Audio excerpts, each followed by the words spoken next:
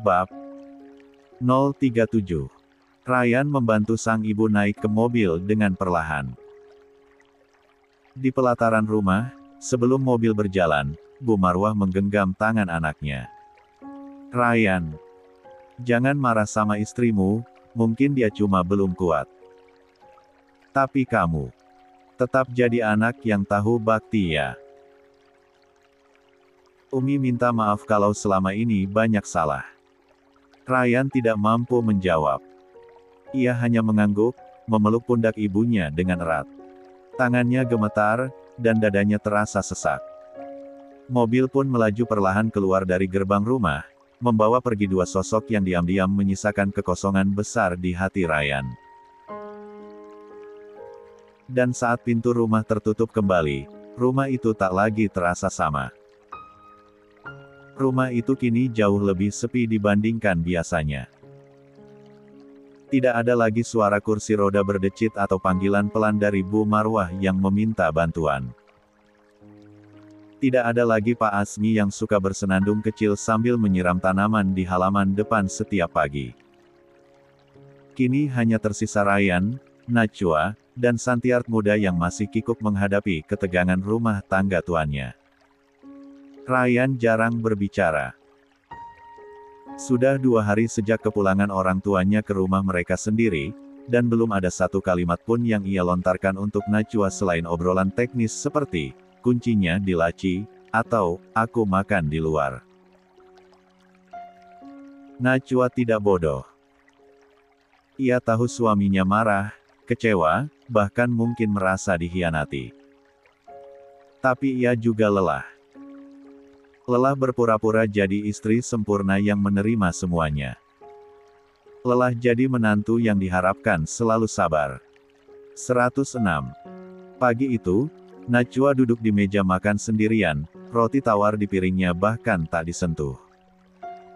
Ryan keluar dari kamar sudah rapi dengan pakaian hendak ke pesantren, ia tampak lebih kurus. Mata cekungnya menghindari kontak dengan siapapun di rumah itu. Mas Ryan, panggil Najwa pelan, mencoba memberanikan diri. Pria itu menoleh, tapi tak bicara. Aku cuma ingin kita ngobrol, biar semuanya nggak jadi salah paham. Ryan menyambar kunci mobil di atas meja dan berkata dingin, aku nggak salah paham, Najwa. Aku ngerti banget maksudkanmu nyuruh orang tuaku pulang. Najwa buru-buru berdiri. Aku bukan nyuruh. Aku cuma bilang kalau aku capek. Aku ngajar, aku ngurus rumah, dan kamu sendiri tahu Santi itu cuma bantu beberes, bukan perawat. Kalau kamu lelah, kamu bisa ngomong baik-baik, potong Ryan cepat, nadanya mulai meninggi. Tapi kamu milih cara paling egois, dengan bikin ibu dengar sendiri kamu keberatan mereka di sini. Kamu pikir itu nggak nyakitin mereka? Najwa menunduk, merasa tertohok. Aku cuma manusia biasa, Mas, suaranya nyaris pecah. Aku juga bisa lelah. Apa kamu pikir aku nggak capek jadi menantu yang harus sempurna? Ryan memandang istrinya tajam. Masalahnya kamu cuma sempurna di mulut, bukan di sikap. Kamu bahkan memperlakukan ibu seperti beban. Kamu tahu apa yang ibu katakan sebelum pulang? Dia nggak mau rumah tangga kita hancur kayak dulu aku sama Alia karena dia. Tapi yang aku lihat sekarang, kamu lebih cepat menghancurkannya. Ucapan itu menamparkan hati Najwa. Matanya berkaca-kaca, tapi Ryan tak peduli. Ia segera berjalan menuju pintu, meninggalkan Najwa yang terduduk di lantai ruang makan. Santi, yang diam-diam melihat dari dapur, menunduk dalam diam. Ia tidak berani mencampuri, tapi kesedihan yang menyelimuti rumah itu terasa nyata. Tidak ada kehangatan, hanya dingin dan senyap. Hari-hari berikutnya berlalu seperti kabut pagi yang lambat menghilang. Rumah itu jadi tempat yang asing. Najwa dan Ryan tidak pernah makan bersama lagi. Ryan pulang larut malam, kadang langsung tidur tanpa bicara. Kalaupun bicara, itu hanya seperlunya. Najwa mencoba bersikap normal. Ia tetap mengajar, tetap mengurus rumah, dan bersikap ramah pada Santi. Tapi senyum di wajahnya mulai terasa palsu. Suatu malam, saat hujan turun pelan dan suara petir bergema samar di kejauhan, Najwa mendatangi kamar Ryan. Ia tahu suaminya belum tidur. Lampu masih menyala. "Boleh aku masuk?" tanyanya pelan di ambang pintu. Ryan menoleh sebentar, lalu mengangguk kecil. Najwa duduk di sisi ranjang. Hening menyelimuti mereka. "Aku minta maaf," katanya akhirnya. "Kalau aku salah ngomong, atau sikapku membuat mereka sakit hati. Aku nggak bermaksud nyuruh mereka pergi. Tapi aku juga nggak bisa pura-pura kuat terus." Ryan menatap langit-langit kamar. Umi sekarang pakai tongkat lagi. Jalannya makin sulit. Abi juga udah tua. Mereka nggak punya siapa-siapa lagi selain aku. Najwa menenggigit bibir, berusaha menahan air mata. "Aku cuma ingin kamu juga pikirin aku sesekali. Jangan cuma mereka." Ryan berdiri dari ranjang, berjalan menuju jendela, memandangi hujan yang turun perlahan. 107. "Aku pikir kamu udah berubah sejak dulu, Najwa," katanya pelan. "Tapi sepertinya kamu tetap orang yang paling gampang menyalahkan orang lain kalau lelah." Najwa menatap punggung suaminya. Rasanya seperti menatap dinding. Tak ada yang bisa ditembus. "Aku tetap istrimu, Mas Ryan," katanya nyaris berbisik. "Tapi aku bukan boneka. Aku manusia.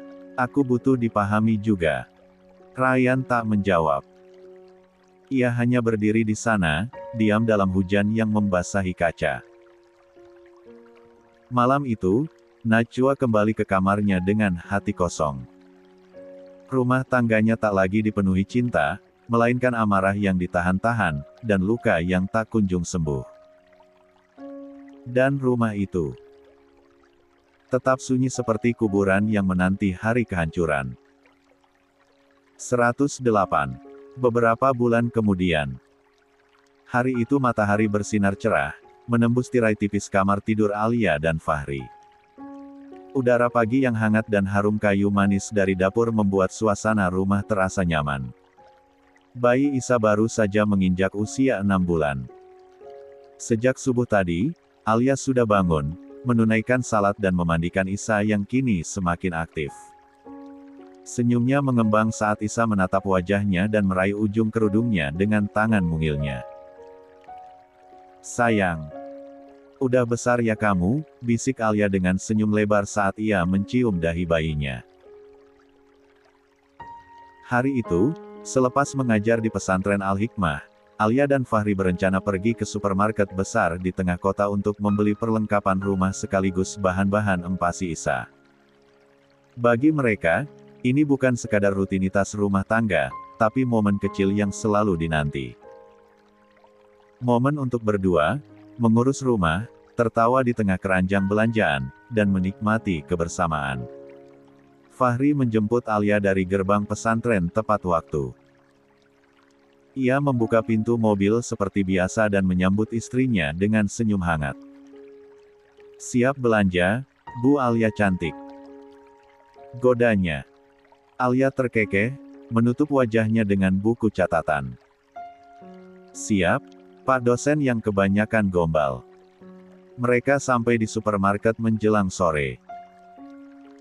Tempat itu tidak terlalu ramai, hanya beberapa ibu muda dan pasangan muda lain yang tampak sedang belanja keperluan harian. Alia mendorong keranjang belanja, sementara Fahri berjalan di sampingnya, kadang iseng memasukkan barang-barang yang tidak ada di daftar.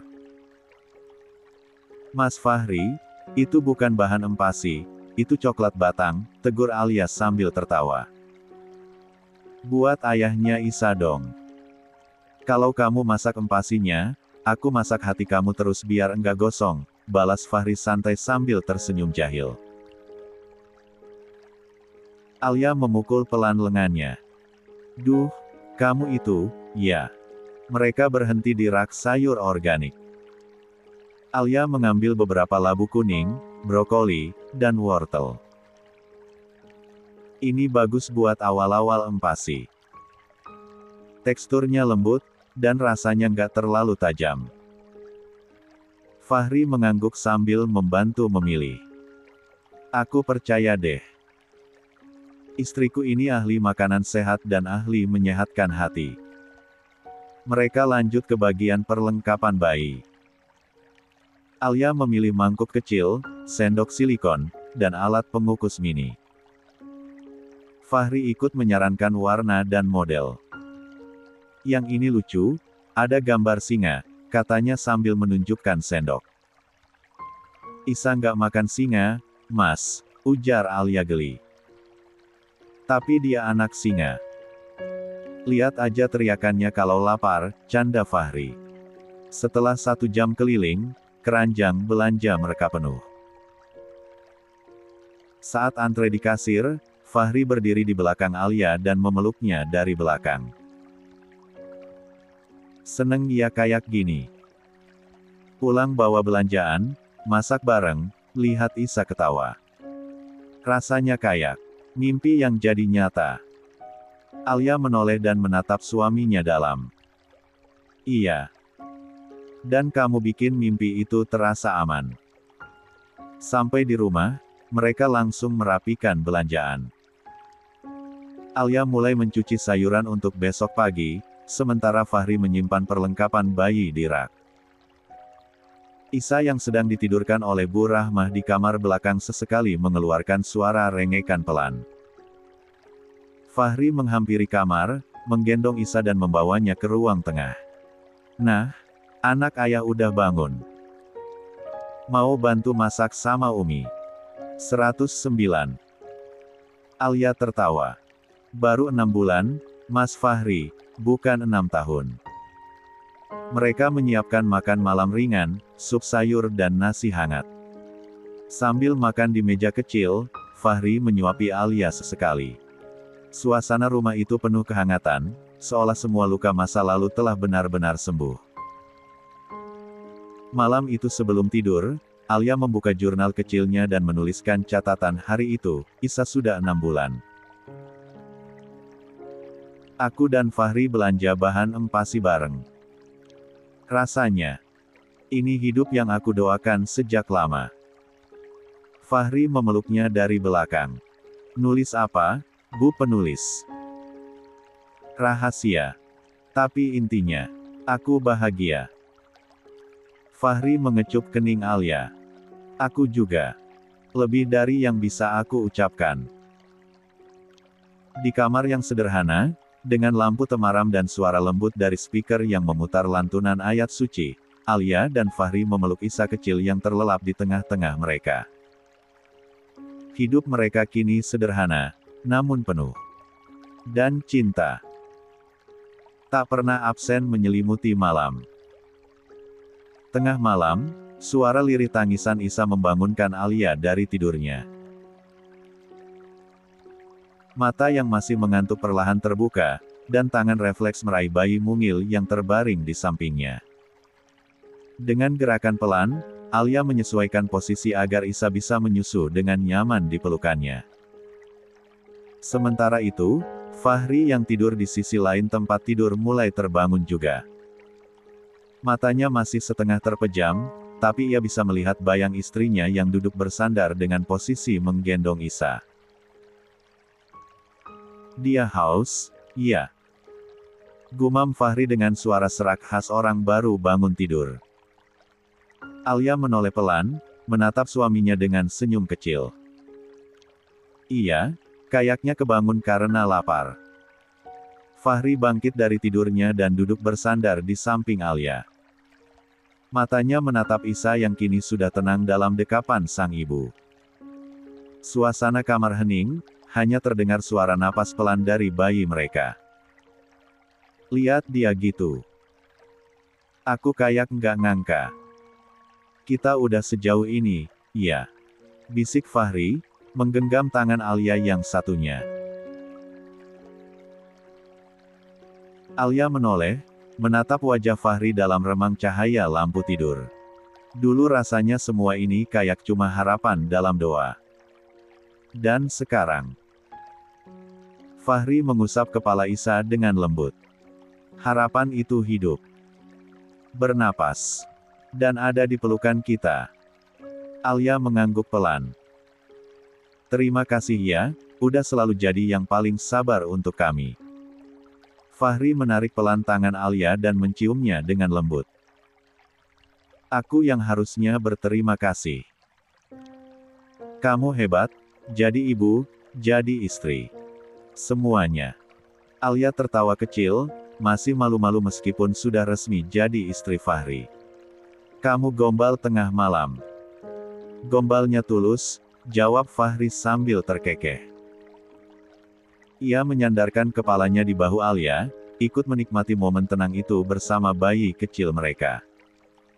Isa perlahan selesai menyusu dan kembali terlelap di pelukan ibunya.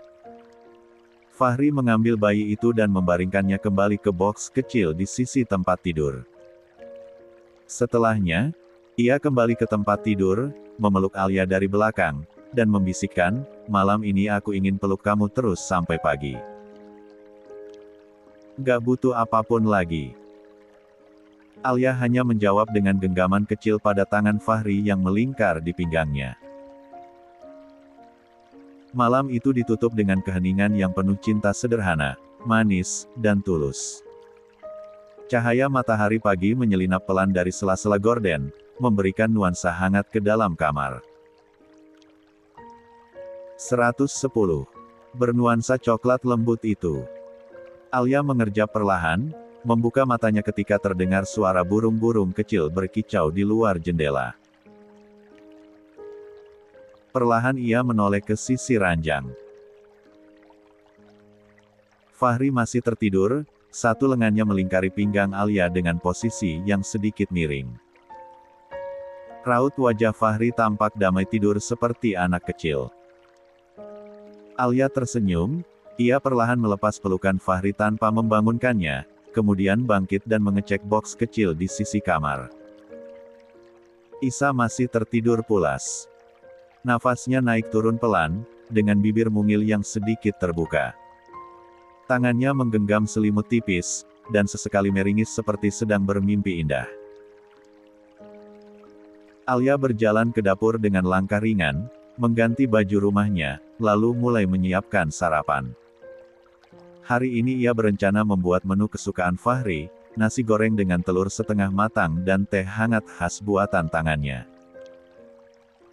Sementara menumis bumbu, dari belakang terdengar langkah kaki pelan. Wangi banget. Gumam suara serak yang khas.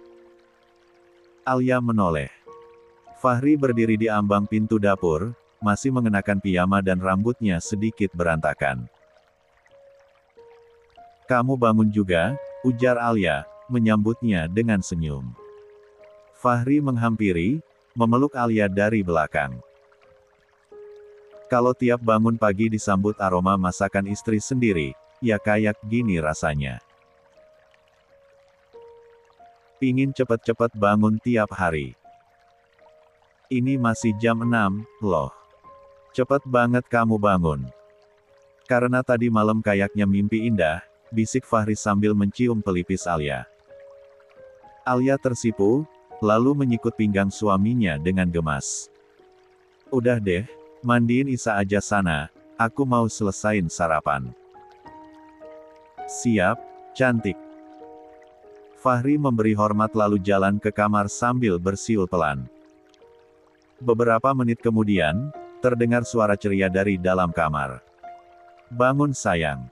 Ini ayah, Isa. Yuk, mandi dulu biar segar.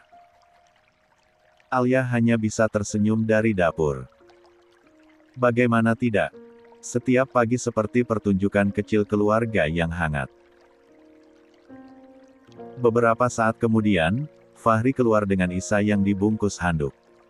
Umi, anaknya udah bersih nih, ganteng maksimal. Isa tertawa-tawa kecil saat digendong ayahnya. Mata bundarnya melihat Alia seolah ingin ikut duduk di pangkuan sang ibu. Taruh di stroller dulu ya, biar sarapan dulu bareng, ujar Alia sambil mengelap tangan.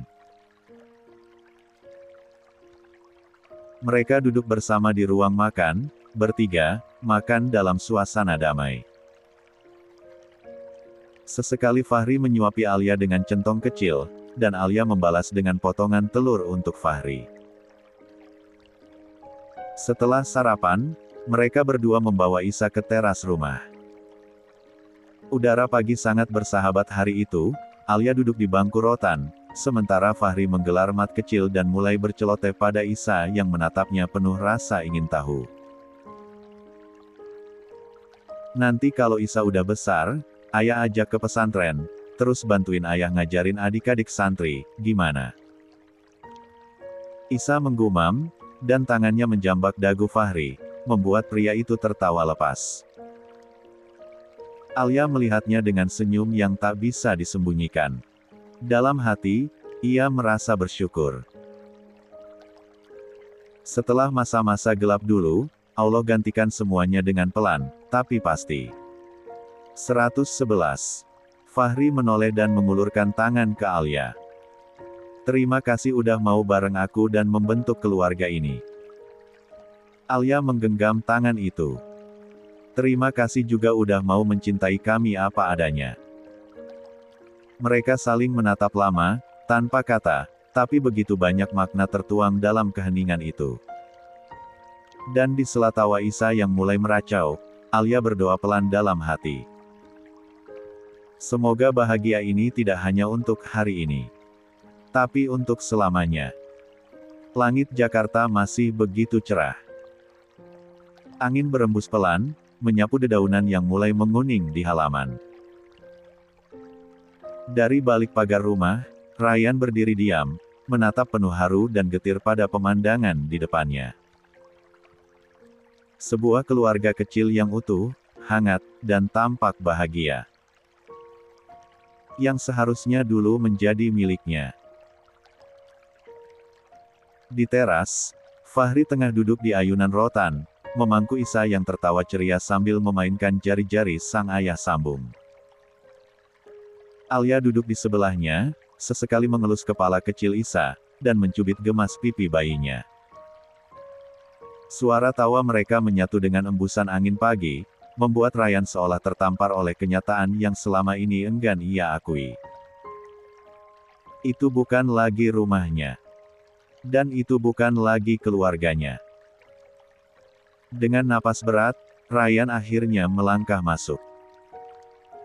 Tangannya menggenggam sebuah kotak berisi mainan bayi yang sempat ia beli beberapa hari lalu.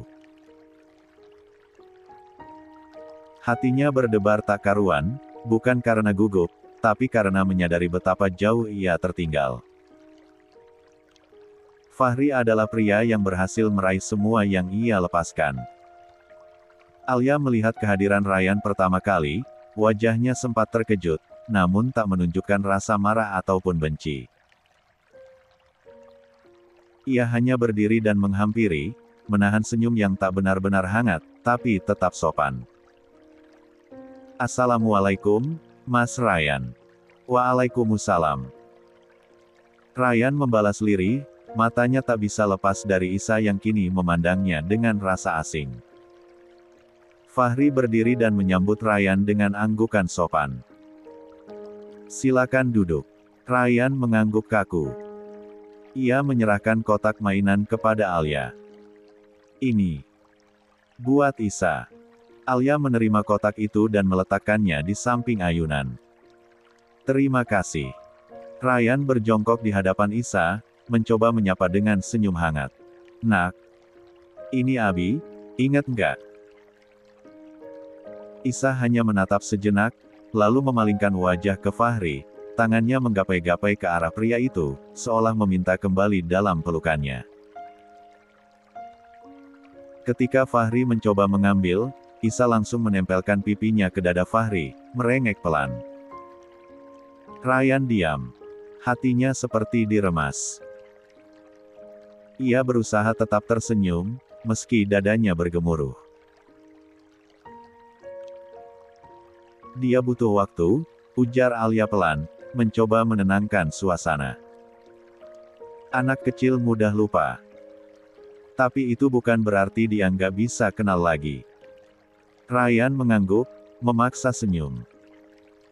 Tapi di dalam, hatinya bergemuruh. Ia kalah. Bukan hanya sebagai suami, tapi sebagai ayah. Fahri merangkul Isa lebih erat dan mengajak anak itu bermain dengan mainan yang baru saja dibawa Ryan. Lihat, Isa, ini lucu, ya. Ada suara-suara hewan.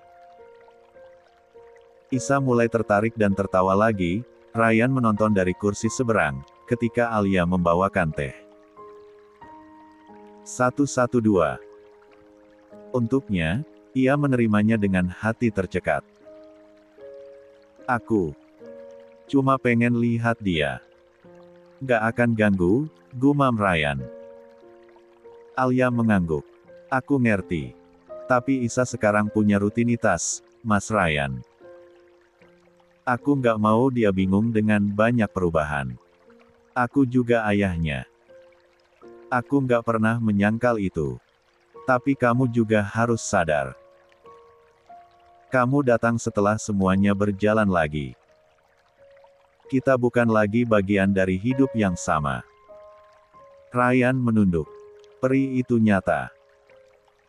Ia bisa menyentuh kursi tempat putranya duduk, tapi tak bisa menyentuh hati anak itu. Ketika waktu berlalu, Ryan akhirnya pamit. Fahri mengantar sampai gerbang, sementara Alia menggendong Isa dari belakang. Anak itu melambai, entah pada siapa. Tapi Ryan tetap menganggapnya sebagai tanda harapan kecil. Terima kasih udah datang Ustadz Ryan, ujar Fahri sopan. Ryan mengangguk. Suaranya nyaris tak terdengar saat ia membalas, jaga mereka baik-baik. Insya Allah. Dengan seluruh hidup saya. Ryan berjalan menjauh, membawa langkah beratnya kembali ke dunia yang kosong. Sementara di balik pagar, suara tawa Isa kembali menggema, mengiris pelan sisa-sisa luka yang belum sembuh sepenuhnya. Dan hari itu, Ryan tahu sekalipun ia masih mencintai Alia dan Isa dengan sepenuh jiwa, cinta saja tak pernah cukup tanpa waktu yang tepat dan kehadiran yang nyata. Sepulang dari rumah Alia, Ryan mengarahkan kemudi ke rumah orang tuanya. Ia tidak bicara banyak sepanjang perjalanan. Hatinya penuh sesak setelah momen menyakitkan barusan melihat putranya tertawa begitu lepas dalam pelukan pria lain. Ia tahu, itu bukan salah Isa. Tapi tetap saja, ada bagian dalam dirinya yang terasa sepi dan terluka. Saat sampai di rumah, Ryan mendapati suasana halaman depan yang teduh. Dari dalam rumah, terdengar suara pelan Umi yang sedang dibantu Abi, berlatih berdiri. Pintu rumah terbuka, dan Ryan melangkah masuk. Pelan-pelan, Marwah. Jangan dipaksakan, tapi jangan terlalu santai juga. Coba tahan 5 detik dulu, ya, suara Pak Asmi terdengar tenang dan Mamun tegas. Bu Marwah tampak berdiri dengan bertumpu pada Walker di depannya. Wajahnya sedikit berkeringat, tapi ada semangat yang memancar dari sorot matanya. Ia sudah jauh lebih baik dari sebulan lalu, ketika bahkan untuk duduk tegak saja ia harus dibantu penuh. Umi. Panggil Ryan pelan. Bu Marwah menoleh. Seulas senyum muncul di wajahnya yang mulai dipenuhi keriput usia. Ryan. Udah makan. Ryan menggeleng kecil dan mendekat, mencium tangan sang ibu. Ia ikut membantu Abi menurunkan Bu Marwah ke kursi roda. Umi pelan-pelan ya, insya Allah sebentar lagi bisa jalan sendiri, ucapnya mencoba memberi semangat. Namun Bu Marwah memerhatikan sorot mata anak lelakinya. Ada bayangan yang berat di sana. Ia menyentuh tangan Ryan lembut. Kamu habis dari rumah Alia ya? Ryan mengangguk perlahan. Aku cuma mau lihat Isa. Cuma mau gendong dia sebentar. Bu Marwah dan Pak Asmi saling bertatapan. Tapi, tanya Pak Asmi. 113. Ryan menghela napas panjang. Matanya menerawang, suaranya pelan. Tapi dia malah merengek waktu aku gendong. Tangannya nunjuk ke Fahri. Minta digendong sama dia. Ketawa-ketawa, Abi. Ketawa lepas, kayak nggak kenal aku. Padahal aku ayahnya.